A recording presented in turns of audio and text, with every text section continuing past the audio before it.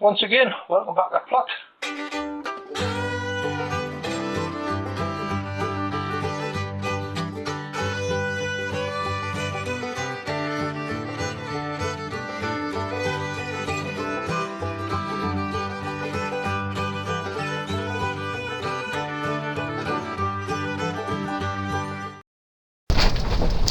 Good afternoon everybody, once again welcome back to the plot.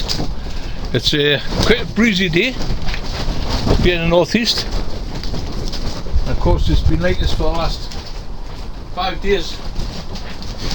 Each time I've tried to start making a video off, the wind's been so strong up here, and of course being in the polythene greenhouse, it's just so much racket it hasn't been worth it, so I've just poured it off and poured it off. And of course one of the main things I've been wanting to do for the last week is to get the parsnip seeds sown, but outside of this gale, wasting your time. So as I say, everything will come in good time, just be a little bit patient. I've got parsnip seeds tapes, but I've also got parsnip seed. Parsnip seeds are very small, very fine, easy blown away in the wind, so it's one thing I would never attempt to do in this wind. As I say, I've started it this afternoon. I was hoping to get it, hoping to get the video online yesterday, but lo and behold, I'm only just getting up and already the wind's starting to pick up, getting much stronger. I was focused to calm down a little bit this afternoon here in the northeast, but judging by the what's happening now, I don't think so. As you can see in the far bed, we've got just poking through there, we've got our first 3 rows of early potatoes, and of course these are the Winston, a lovely nice big potato, first early.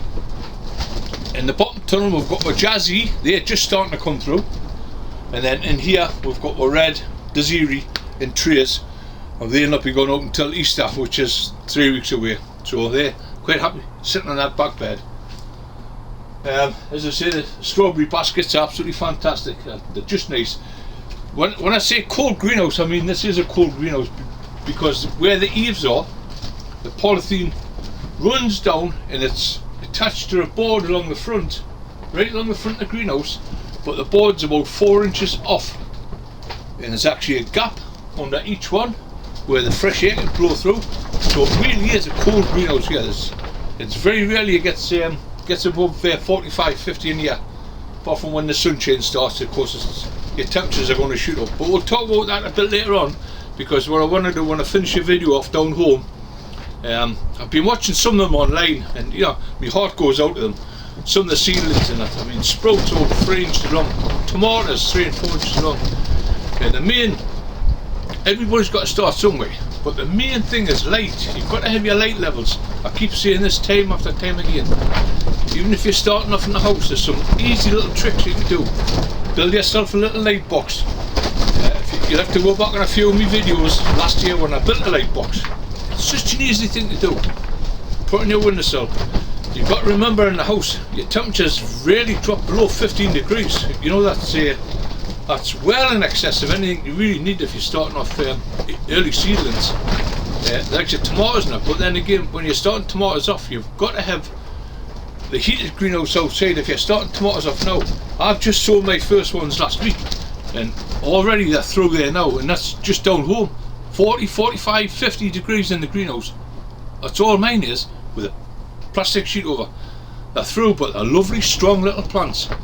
They get lifted up to the light, the container gets taken off them every day, right out, let the fresh air onto them, and they grow lovely, strong and slowly. Now I'm not hurry to get my plants up. They've had no artificial light and very little heating, so they're growing away nice and strong, as with all my plants. But I'll show you that at the end of the video. As I say, I wanted to show you how potatoes are coming on. Yeah, they've just broken the surface now, so what I'll do, I'll leave them for another week. Roger goes around them, just gives them a light forking over and a bit of water. We've got to whip your hoses down, so it's quite easy just to stick them on the tap and let the whip your hoses go. But this early on, we don't put too much water on them. Yeah, the beds are nice and moist, so that's fine for them. Once you start putting on a bit of top growth, then we'll put the hoses on, we'll start watering at least 2 or 3 times a week. For the time being, we're just quite happy just going along with the watering can and give them a little bit of water.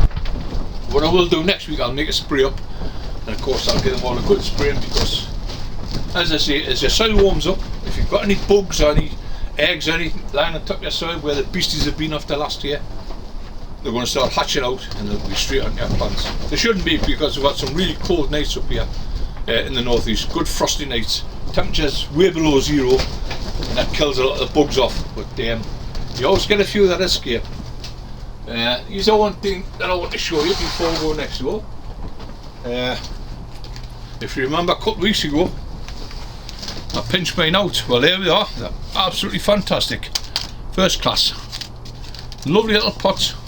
They've branched out really well. We have stopped them 2 and 3 leaves high, and they've all branched out really fine. Now they're lovely little strong plants. If you look at the bottom of the pot, or hold that pot properly, that pot is absolutely chocker with root, and that's what I'm on about. And these are of course the October zones, really first class little sweet pea plants. As I say, I'm well pleased with them this year. The soil's a little bit dry, but once again, there's another point with the watering. A lot of people are showing the seedlings online and their compost is absolutely soaking, or it looks soaking. Well, you know me, doesn't matter what video I'm on, you'll always know that I water from down below. Once again, once I get on home, I'll show you a few little tricks. I always use trays, me. Never use anything, I'll just trays without any holes in. You can put your plants in and you can water the trays, and your plants will take what water they want up. But then again, it's going into step 2, your compost. If you've got a good free draining compost, people are always asking me what sharp sand I use. Good heavy duty builder sand, sharp sand, gritty sand, that's what I use on my mixes every time. If you've got a good mix, free draining, it acts like blotting paper, and it'll soak the water up, it'll soak what water it needs. You don't have to fill the tray right up, you just have to put a good drink in, enough for the pots to soak up, and then leave them for a few more days later. When the top starts drying out, once again, water at the bottom, and that way you can put your feed in if you need to start feeding. My homemade compost, as I say that one there, my homemade compost, it'll keep these plants going really strong until they get planted out in late March, early April. But as with all my compost, I get the weeds growing amongst it, but there's nothing at all wrong with going around your pots and just pricking the little bits of weed out, little bits of grass that grows in amongst them. And of course they're first class sweet pea.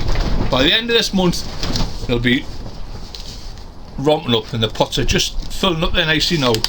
I'll tip this whole pot out as one plant, never separate them. That's why I like to put 2 and 3 seeds per pot, but they'll go back up on the top shelf where they're getting the full light.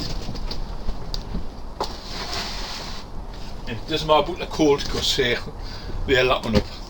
There's my trays here. I've got plenty of these bottomless trays. No matter what pot you use, if you're potting off tomatoes, get your pots in there, get 6 in there, water from down below. Easy as that. But we'll talk about that when we'll get ourselves down home. As I say, I wanted to get this video started today, because the first thing I was going to do up there was to get them parsnips in, but that's a no-no, so I'm just going to leave that. But yeah, there's what. For Bev, that's what early teacher's just starting off. Bev, she's been asking for the last couple of weeks. Just starting to poke through, but what we'll do next week, we'll make a nice spray up. Once the foliage gets clear of the soil, we'll give them a good spraying. I'll just give you a quick little look in here. Get this camera turned round, hopefully, causing too much bother. This place is absolutely chocker. It's I've been working in here the last week or so. Of course, transferring different bits and pieces. Well, pot leeks, if you remember, that was sowed a few weeks ago. They're all broke cover, and a nice big pot like this, you can count on about 20-30 plants in there. Now they're going to sit here now until at least the second week in May, so only through the second week of March now. So we've got 4 weeks in April, 6, 2 weeks into May. We've got 8 weeks yet, and that's why I like to give as big a pot as you can. My own homemade compost, once again, that's going to feed them leeks all the way through. But once again, they're sitting on trays. If need be later on, once they get to a good pencil thickness, before they're planted out, I can pour water into the trays with a bit of feed in, a bit of nitrogen feed, chimp pack, you know, something like that, and that'll give them a nice early feed. Once again, I keep going around these every day, just keep checking on them. And of course I think these are the Musselburgh. We've got two sets of leeks in here. We've got the autumn earlies and we've got the Musselburgh. I love Musselburgh, I've grown them for years, and it's an easy enough job. There we are, prime example. Little bit of weed growing there, couple little bits of weed. Once your leeks come through, once you get used to growing the allium family, your leeks, onions, doesn't matter what you grow, they're all the same. They all look like just spears, little spears come up, and it's quite easy to distinguish the weeds. So you can just grow on your pots. If you're using my compost or there's something similar, you can go around and you can pick the weeds out every day. Quite an easy job to do, and it just keeps the pots nice and free. Of course, all these I've had is just keep them watering, and they've had a spray chamomile tea last week, and that's the last one these will have.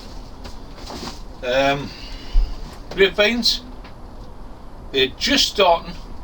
I've got some fuchsia here that I was hoping to take some cuttings off, but I've had to bring them up here out of the road at my greenhouse down home, because there was just not enough room for the amount of seedlings I've got growing down there. What we'll do before we go to the melon house, I'll just show you these. These are the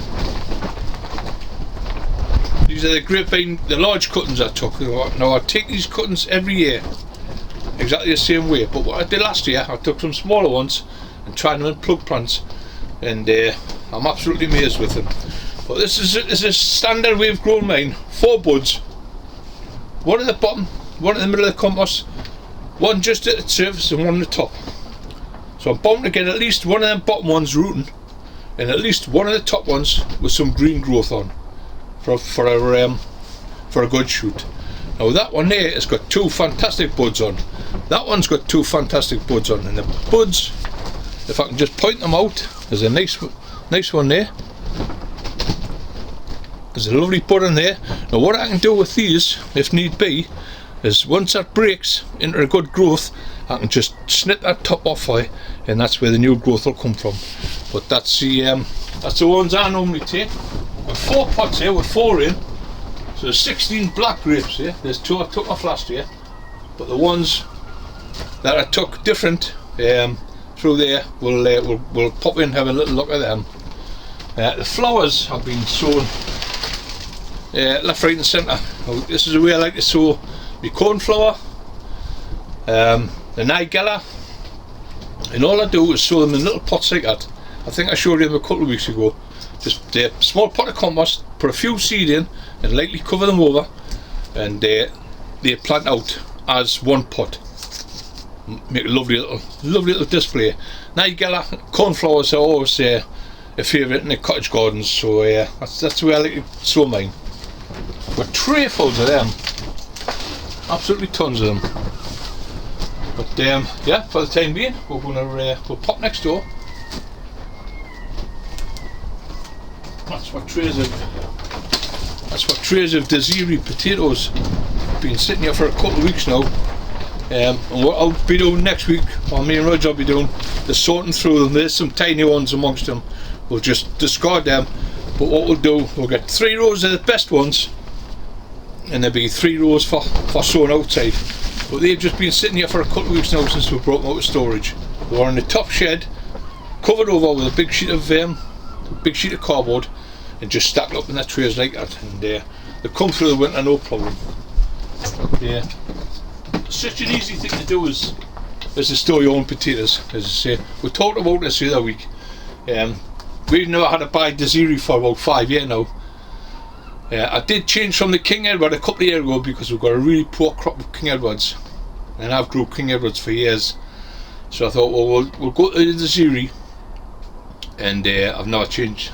I've kept the Desiree going for 5 years, and I've never had to buy another one of them potatoes. They're nice and clean. If we do get a bad crop, we'll throw them and we'll get new stock in. That's the difference between buying stock in. They're disease free and you're guaranteed nice clean potatoes. but it's just storing them throughout the winter. If you don't store them properly, they'll rot away, disease will get into them, and you'll end up with a poor crop. So that's the difference between us saving our potatoes and buying new ones in every year. No doubt in a couple of years' time, if the goodness of them starts going out, or the weakness, we'll change them over and get some brand new stock in, which once again we'll keep for a couple of years. Right, okay, we're going to pop in next door into the melon house. There we are. Right, a little bit warmer in here. Never too far away, my old spray with my chamomile tea in. Now this is what I was talking about.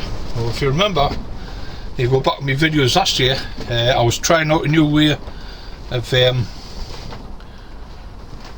sowing some grapevine cuttings.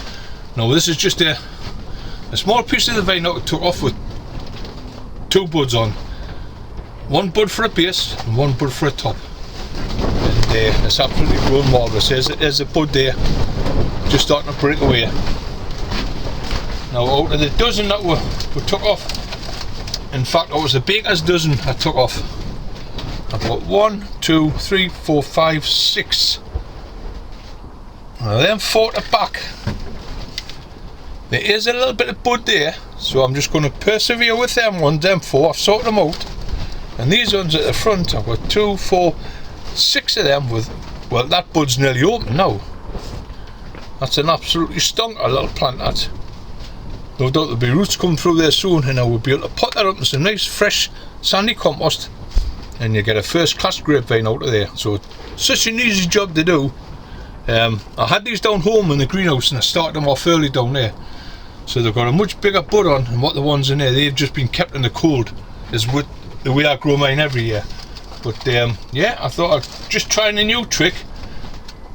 I know John Murphy took a load of cuttings like that and he had them under lights with a bit of heat on, and he got you must have getting 95% growth on them, new shoots. But I'm pleased I've tried it that way, and then I've got 2 different ways of growing them each year now. But I'm guaranteed at least to get some new plants for different people. These have been sitting up here quite patient for a week or 2 now. I'm going to have to give these a water before we go on home. And of course these are the chrysanthemums. I've got 3 that I really need to take these cuttings off here. But what we'll do next week, or the next video, we'll take them off and I'll show you how to take them cuttings.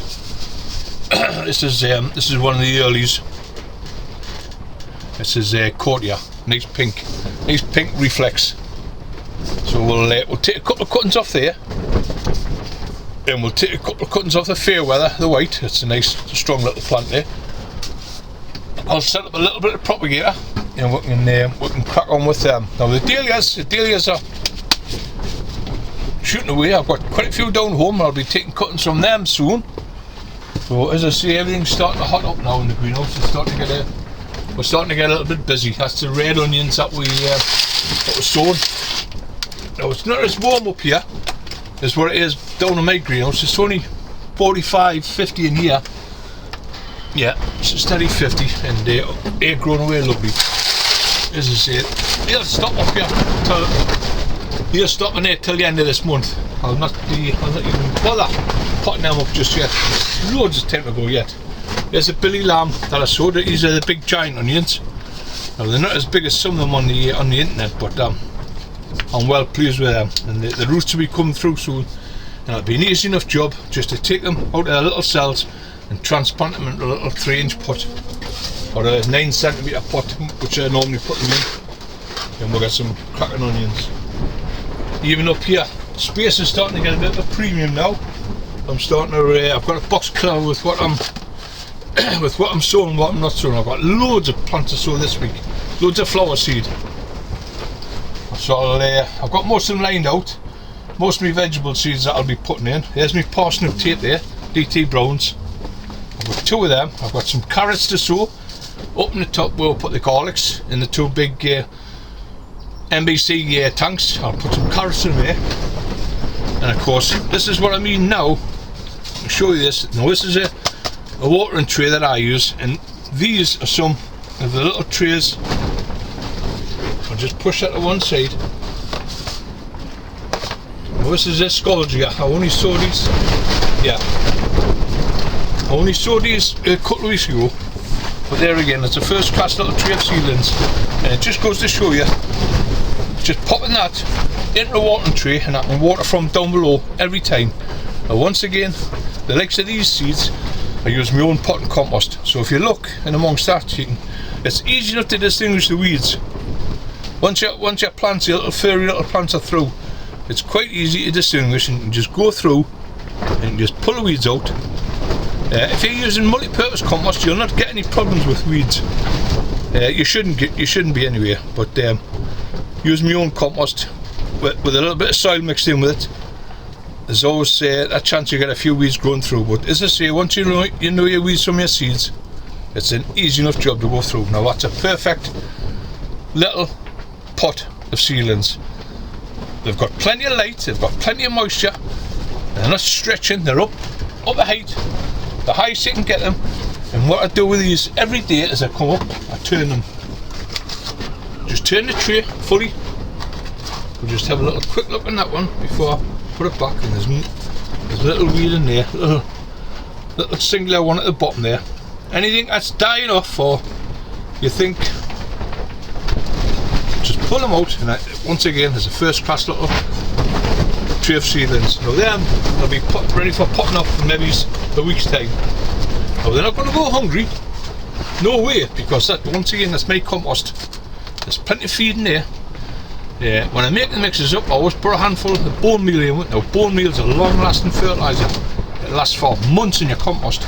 So these little plants in here, they're not going to go hungry, no way. They're going to be, in about a week's time, a fortnight's time, they'll be spot on for potting off. So we'll do them in about a fortnight's time. But as I say, there's nothing hard about getting a tray like that, putting your little seedling trays inside and watering from the bottom.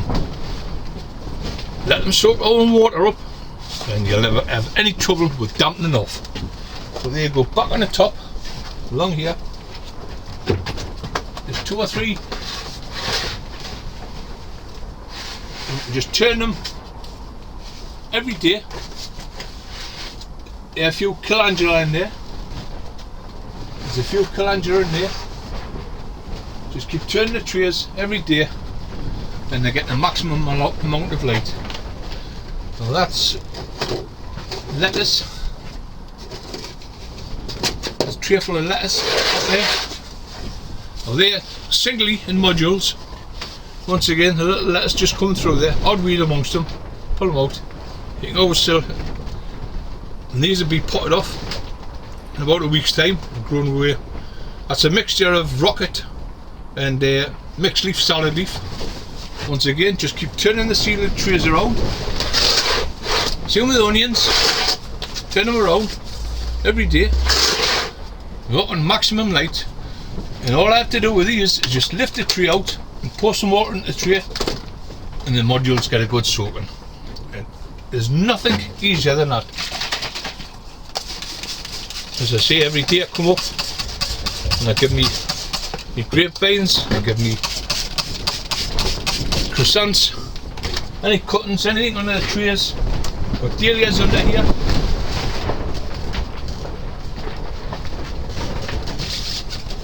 Young dahlia tubers under the pots. Take them off every day, wipe them over, put them back, and it keeps them nice and free.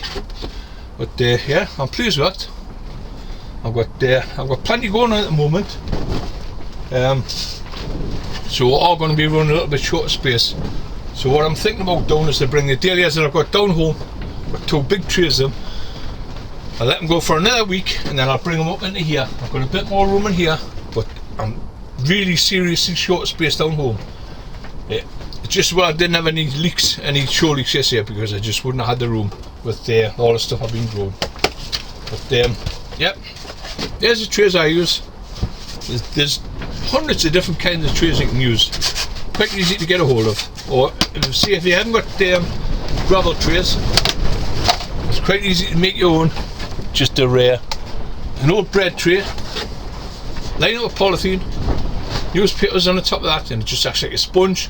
And then you can just water the tray, put your trays of seedlings in that, water the tray, and it's just the same thing. I've got about 40 of them, I think.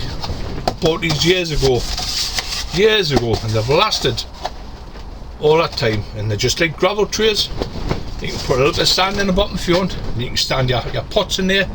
You stand your little 9cm pots, you get 6 to a tray easy enough, and then you can just water the tray and your plants will just get well watered without having to put any on top of the compost. And that's the whole idea of water from down below, is just trying to keep that compost from getting too wet. I've seen some of the compost that I've been using, there must be some rubbish compost on the market, some really heavy, really clunky bits in them. But if you get a good compost, you don't have to buy the best. If you get a good compost, just make sure it's got a good it's got a good feel to it. It's pretty free draining. If it's not, add your sharp sand like I do. It doesn't matter how much multi-purpose I buy, I always add my own sharp sand to it, extra. So I like free drain. I perlate it, get a bit more drainage. There's nothing worse than having plants, especially seedlings, stuck in a compost that's too wet, too cold, struggling for light, and that's where all your problems will be. But we'll talk about that when we get on home, and I'll show you how our toms are getting on.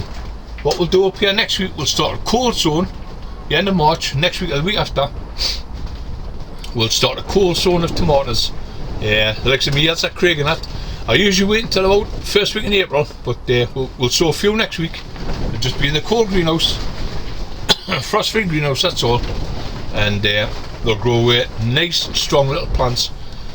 If you don't want your plants ready until at least the second, third week in May is when we start planting out here in the northeast. You don't want them any earlier than that, because the first sign of frosts or cold, it'll put a check on them, and the last thing you want is to start checking your plants.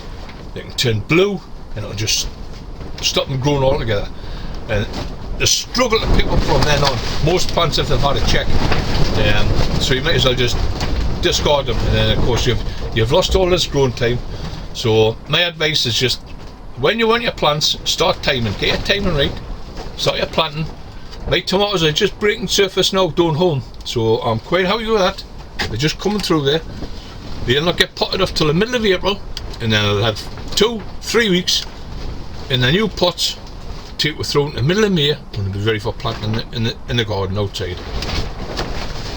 Nothing easier than that. Get yourself a little calendar, sit down, work out how many weeks away you want, when you want to plant them. If you've got a little bit of heat in your greenhouse, that's fine, but do not put any tomato plants in a cold greenhouse any earlier. Down south you might get away with it, down Yorkshire. The farther south you are, the better you are, but up north here, it's the second week in May. And then for flowers, it's even later. Well, like you got petunias with dahlias, they don't go until June. That's quite early enough.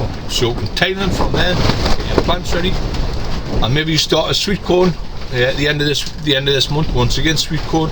We never want to plant them out too early. We've just sown our brassicas last week, and they're just breaking surface. So you know, timing's everything. Get your timing right, and you'll be spot on. We'll talk about that a bit more when we get out home. Okay, see you soon.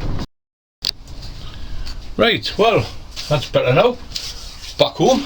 As I say, the sun's just starting to break through the clouds here. It was actually 66 when I come in here, and of course my vents opened up again because I have this set now at 60. I don't like it any warmer than that. You can still hear the wind. It's really strong blowing, but when I'm in my own greenhouse at home, you can hardly hear it. It's lovely down here. It's just a nice temperature for me to work in. Now seeds. As I say, I've been watching a load of the posters online over the last few nights, and some of the seedlings, they're up like that, 2, 3, 4 inches long.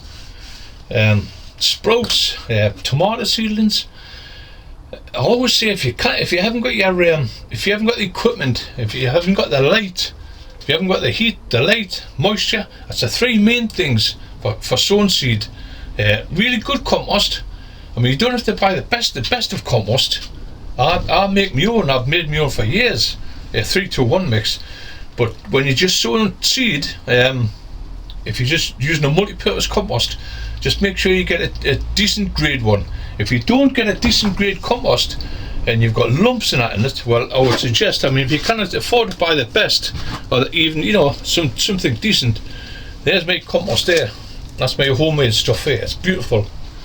It's a 3-2-1 mix. But if you just buy an ordinary compost and there's bits and pieces in it, what I would suggest you do is to get a sieve, just an ordinary garden sieve. This is the one I use for some seedlings.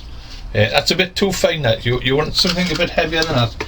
Put your compost through the sieve, sieve it through, get all them bits of wood and chips and crap that's in it, throw them, and then put a handful of sharp sandware compost or a handful of perlite and just give it that, break it up and give it that bit of not so much body to it, but give it that bit irrigation, because there's nothing worse than putting seedlings in a heavy duty compost like that. That's once you wet it, it's soaked and it stays soaking for long.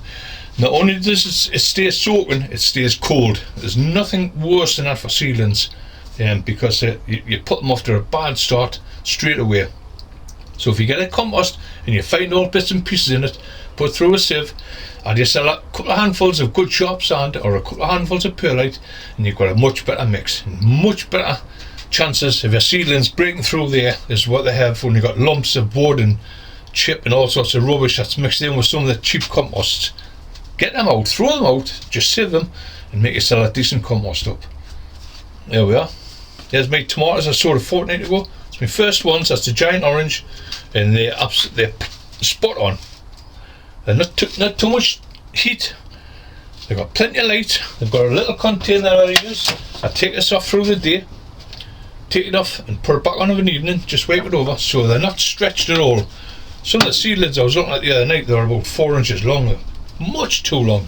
I know you can address the problem by putting them on into a deeper pot and putting them right down to the lower leaves, but if you grow them from the start properly, you'll not have to do that. If you get a good, nice, small, strong plant like that, then you have no problems with potting it off when it comes to the potting off stage.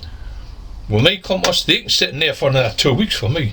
Quite easy. I'm never in a hurry. Even when they break a second seedling leaf, there's a lot of people who'll start potting them off straight away. I never do. I'll leave them. Let them get their roots first, and get a good root system on them first. Then I'll pot them up. But they can sit over there quite easily for another fortnight. They're in full light. They've got a little bit of warmth, and they've got a first-class compost. And that's all you need. Watering. Once again, when you water, as it says up the garden, up the plot, I've got trays. I've got big black trays down here. I've got smaller trays that I can sit pots into. These are fantastic, and all they are is mushroom trays. Now it doesn't matter what depth they are. You can start seedlings quite easy in there. Just make sure you've got a couple of holes in the bottom.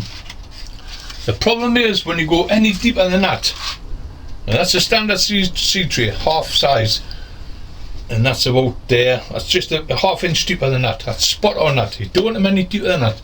I've seen people putting them in containers that you get from the butchers at 2-3 inches deep. The trouble with that is the compost. When you put your compost in, the deeper it is, the colder it is. You're putting water on top of that, and by the time it soaks through, you've got a big massive cold, wet compost sitting on your seedlings, and that's not a good start for anything. So if you nice small tray, few holes in it, good seed compost, nice and level, and with that it's easy enough to drop into a tray, just like that. If you got a small tray without any holes in, you get your seedlings in there, you pop that in there, put the water in the bottom of the tray so it soaks up, and then your plants have got a much better chance of not being overwatered. And of course, once again, you've got your chamomile tea handy. Give your seedlings, give your compost a good soaking first, then give your seedlings as a break cover, give your seedlings another soaking of chamomile tea, and you'll not go wrong with them. Well, there's a tray full I just sowed a week ago. Cineraria, I just sowed them a week ago, and they're already broke through. There's a couple of little bits of grass here growing through. Now this, I use my own compost once again. As I say, the only time I'll use a multi-purpose compost is when I'm sowing the likes of lobelia, petunia, pansy, Livingston daisies that you want a fine drill of seedlings. I'll just use a multi-purpose compost because I don't want any weeds growing up amongst them. I just want a nice straight row. When it comes to pricking out, it's a lot easier. But there's my cineraria there, spot on. You've got a full, I sowed these, broadcast these, and you've got a full tray there. They're all coming through nice and even. Now that soil to me, it's just a little bit moist, so I can just pop some water in the tray, sit that in the tray, let it soak up, and then take it out the tray again, and it's spot on. Once again, just go over. I can do this once a week if I need be. Just give them a light spraying, the chamomile tea, and that keeps them spot on. They'll just grow away nice and slowly, nice and steady, no hurry whatsoever. Because we're only in the second week in March. We're on, believe you me, yesterday morning it was hailstone in here.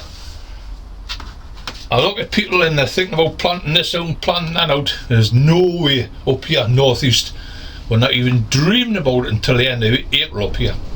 And that'll be, we're first sown outside, it'll be next week, the parsnips. That's if the wind drops in a sheltered spot in the top bed where they've got a little bit of side protection from the winds. We'll sow the parsnips, and then there'll be nothing else sown until the first week in April, which will be our main crop, potatoes.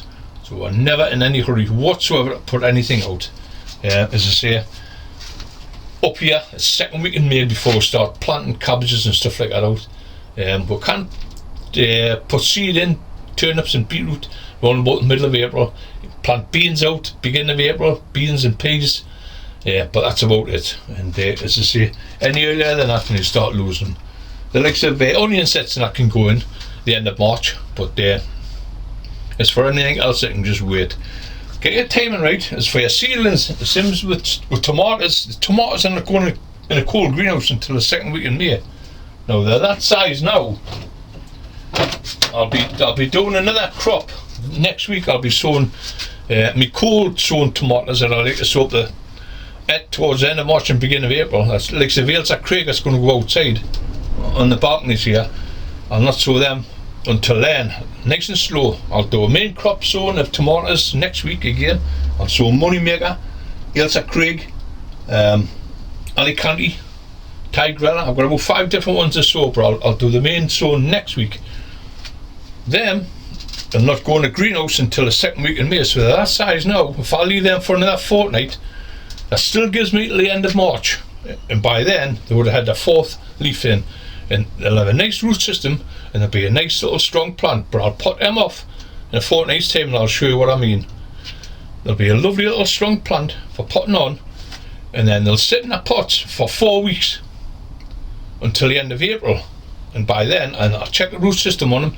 If they need potting up, I can pot them off into a bigger pot, into a 9cm square pot, which we'll normally do anyway.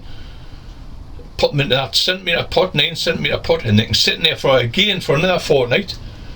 They'll be on the top of the polytunnel, right at the top there on the highest shelf, with full light, so they're not getting stretched. And then by the middle of May, they'll be nice, strong, little sturdy plants with a good root system, which can cope with going into cold soil in the middle of May in a cold greenhouse. And that's the secret of getting some good, strong, really healthy plants. Don't hurry them whatsoever.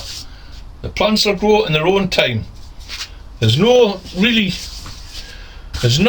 hard about seed sowing. The hard part is giving them the conditions that they want.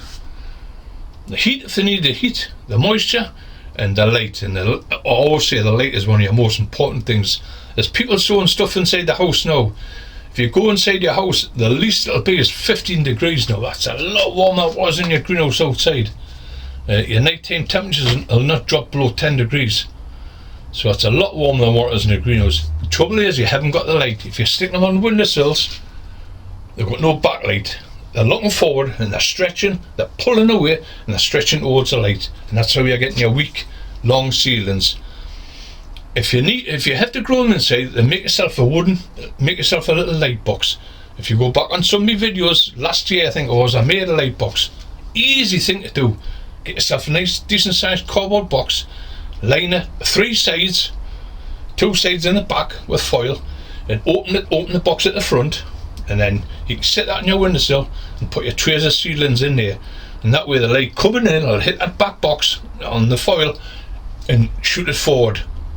And that way it'll, to some degree, it'll stop your seedlings going leggy. It's an easy thing to do. I know a lot of people hasn't got a greenhouse, so they've got to start sowing on the windowsills in the house. That's fair enough. But by all means, don't sow them where there's a radiator, because it's just far too hot. Some plants are like the chilies and that, they like a little bit of heat to get started with. But I've got mine over here. And mine are just starting to pop through now. I've got tomatoes that I sown a fortnight ago, if you remember, the Tigrella. You know, they've just broken surface now. And that's lovely and warm in the bottom of there, and that's just sitting on that bit of sand on top of the heat bed.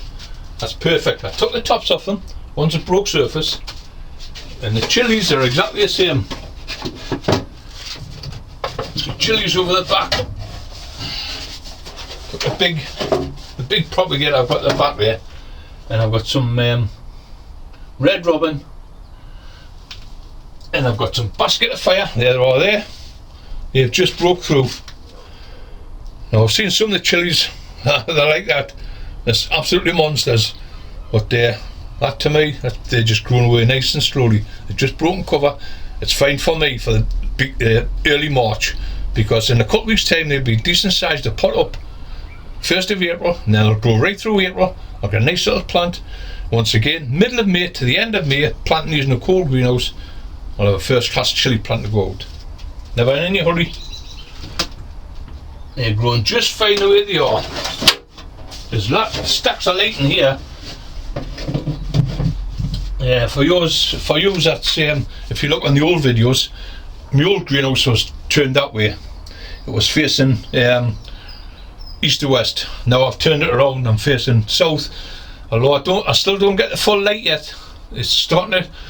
The sun's getting over my roof now, but I lose about 3 hours through the day, about 11 o'clock till 2 o'clock. It climbs over the roof. Another fortnight's time, it should clear the whole roof, so I'll have full light all day long, and that's what you want. So I'm basking in light in here, and there's no hinder whatsoever any of the plants. But that's just a few tips on the seedlings. Anyway, if you're starting to sow seeds, don't be in too much of a hurry. Get your timing right first. Work out when you want to plant them out, and then work out. Come back from there. Your potting off stage, your seedling stage, and you can work out when you can sow them. I know it says on the packet from January to such and such, but it's only if you've got the equipment. You don't want to sow seeds too early if you've got a cold greenhouse fund to go into. Massive big plants into a cold greenhouse, no, they're going to get a check and they'll never recover from it. Turn blue, especially tomatoes. So just bear with us anyway, and just take your time. I've got loads of sowing to be done this week. I've still got loads of seeds to go in. Calendula, Rudbeckia, Larkspur, loads of stuff. Vegetables coming out my ears, probably sowing them up the plot, as well as doing some outside repair works to the benches and the raised beds. But that'll be in next week's video. But I thought I'd get this online, just give you a few tips on sowing. As I say, don't forget, if you've got gravel trays, use them. Best thing ever is the water from underneath. A few holes in the bottom there, and they make a perfect little seedling tray. By the time they're up a decent size, they'll have enough root system on there just to pot them off, and that's the secret of growing a really good, strong, healthy plant ready for planting out. So I hope I've given you a few tips. Like I say, if you want to make your own compost, and then I'll do a little spell on making compost in a fortnight's time. I've got another mix to make up next week, so I might add that into next week's video if I kind of get the parsnips sown. Okay, so for the time being, enjoy your plots, enjoy what you're doing, and just go canny in the greenhouse. We're still not out there out of winter's grips yet. As I say, it was hailstone here yesterday morning, so there's no chance of me getting anything in the garden just at the moment. But yeah, just watch what you're doing, and I'll catch up with you all in a week's time. Okay, bye for now.